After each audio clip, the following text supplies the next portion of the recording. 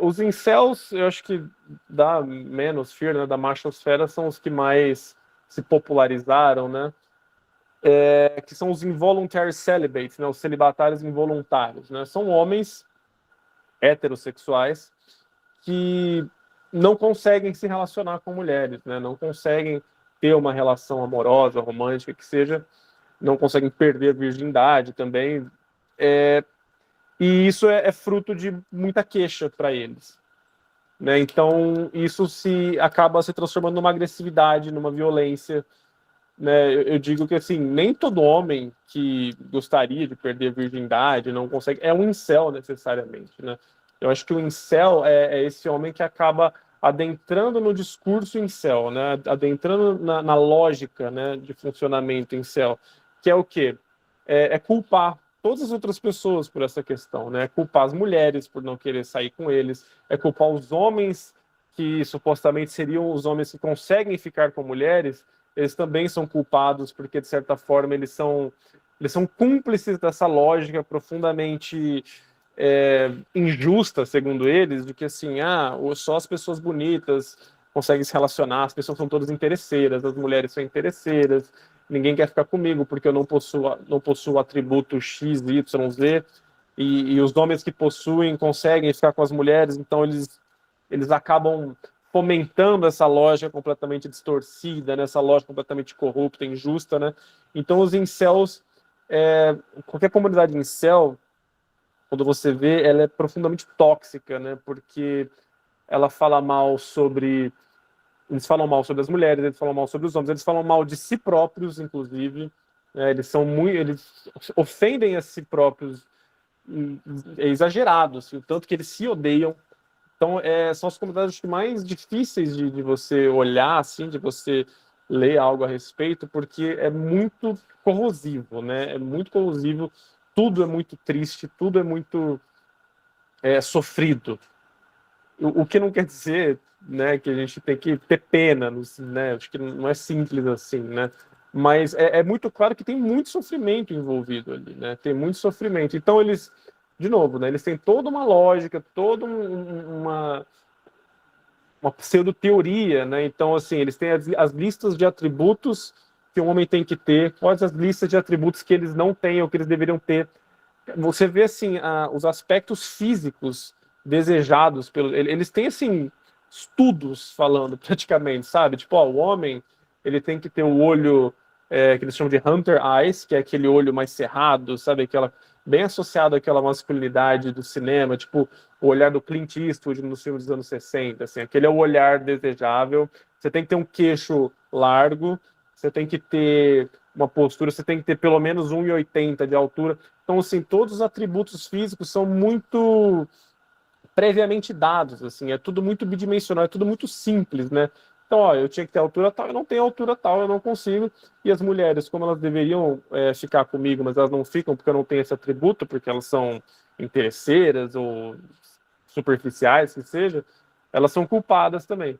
Então, é um discurso, de novo, que tem aquela coerência interna ali, mas que é profundamente corrosivo, profundamente problemático, né? Os MGTOWs, né, que é uma sigla, né, de Men Going Their Own Way, MGTOW, já é uma comunidade diferente, mas que tem muitas semelhanças também, que são os homens que já tiveram relacionamentos. Você vê muitos homens divorciados nesse grupo, mas que, por conta das frustrações amorosas, né, e novamente, são homens heterossexuais, que a gente está falando, homens cis heterossexuais, que, por conta de frustrações no passado em relação aos seus relacionamentos, casamentos, namoros, que seja, decidem abdicar da vida amorosa. Então, eles decidem tomar o próprio rumo. Então, são homens que, na tese, quando você lê a descrição desses grupos, o que eles escrevem sobre si, parece uma coisa assim, eles vão procurar hobbies, vão procurar formas de se autoconhecer melhor, vão promover coisas para se engrandecer, mas na prática é muito diferente, né? Na prática, o que você vê nessas comunidades é mais misoginia, é mais culpabilização das mulheres pelo fracasso amoroso deles, né? Culpabilização das mulheres pelo fracasso romântico deles. E é interessante porque para uma comunidade que se diz que quer seguir o próprio rumo, quer parar de falar de mulher, eles querem parar de pensar em mulher, eles querem pensar mais em si e tal, eles falam muito em mulher, né? Ironicamente, eles falam muito em mulheres, né? Para quem gostaria de não pensar ou não falar sobre isso, né? Mas, novamente, como eu falei, acaba sendo uma comunidade, um grupo cheio de misoginia, cheio de machismo, né? O terceiro grupo eu não me lembro. Ah, os artistas da sedução, né? Os pick-up artists. Bom, como eu falei no início, né? Pick-up artists são uns sujeitos na internet que, aliás, isso existe antes da internet até, eu acho. Mas, de novo, que segue uma lógica profundamente mercadológica, né, de consumo, que são homens que vendem cursos online para ensinar homens inseguros, com dificuldades, homens heterossexuais, novamente, a aprender a conquistar mulheres, né? Novamente, são técnicas, são coisas profundamente objetificantes, né, em relação às mulheres, muito frequentemente agressivos e violentos e abusivos, mas que, né, querem garantir aos homens essa habilidade, né? Então tem aquela coisa, você tem que ser confiante, você tem que tocar a mulher, você tem que botar a mão no ombro dela, tem várias coisas assim profundamente problemáticas, né? E que enriquecem alguns poucos. O que é irônico também, você percebe que sempre tem uma ironia envolvida, é que tem estudos falando, né, que os homens que compram esses cursos e não conseguem obter sucesso, ou seja, não conseguem conquistar mulheres, em vez deles questionarem o suposto professor ali, o suposto coach que seja, eles culpam as mulheres. É interessante isso, né? A culpa nunca é do homem, né? Você vê essas comunidades dos pick-up artists, né, os artistas da sedução, eles culpam as mulheres pelas técnicas deles não darem certo, né?